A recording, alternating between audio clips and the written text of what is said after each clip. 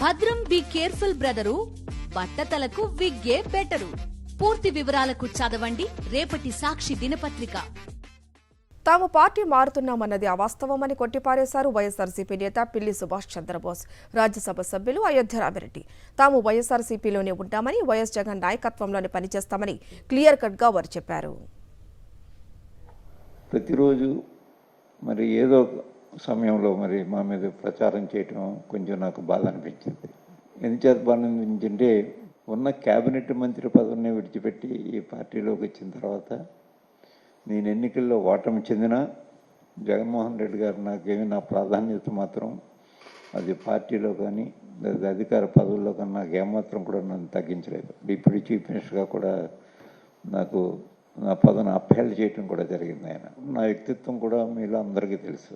ఎక్కడ ప్రలోభాలకు లోబడు లేకపోతే ఇంకా మంచి పదవులు ఇస్తామని ఎవరైనా ప్రలోభ పెట్టిన దానికి తల వంచో మరి నీ తత్వం కాదు నాది. దయచేసి మా మీద రాసినటువంటి ఊహాగానాలన్నీ కూడా స్వస్తి పథకండి అని మిమ్మల్ని కోరుతూ ఉన్నాను.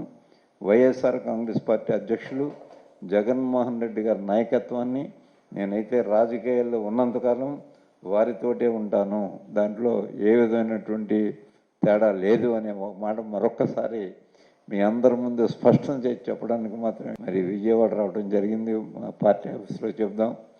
అక్కడెక్కడ నేను మాట్లాడినా అవి మరి పేపర్లో వచ్చినా కూడా మరి ఇంకా అదే పనిగా ప్రతిరోజు చేస్తున్నారు కాబట్టి దానికి ఒక ఎండ్ పలకాలనే ఉద్దేశంతో నేను ఇక్కడికి రావడం జరిగింది.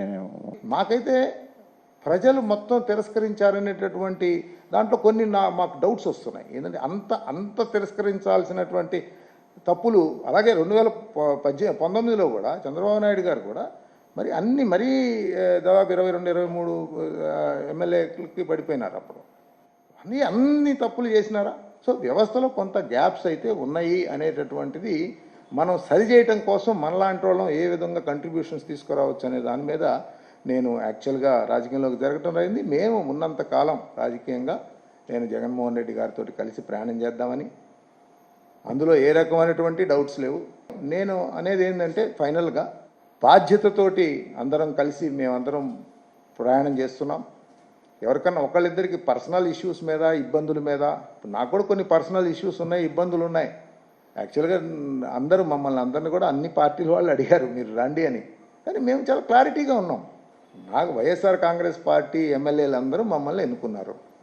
ఆ ఎమ్మెల్యేలని గెలిపించింది ఆ రోజు ఆంధ్ర రాష్ట్ర ప్రజలు. మేము ఆ ప్రజలకి ఆ ఎమ్మెల్యేలు ఎవరైతే గెలిపించారో వాళ్ళకి ఆ పార్టీ ఏదైతే ఉందో ఆ పార్టీ నాయకత్వం ఏదైతే ఉందో వాళ్ళకి మేము జవాబుదారీగా ఉండాలి. ఆ బాధ్యత మా మీద ఉంది.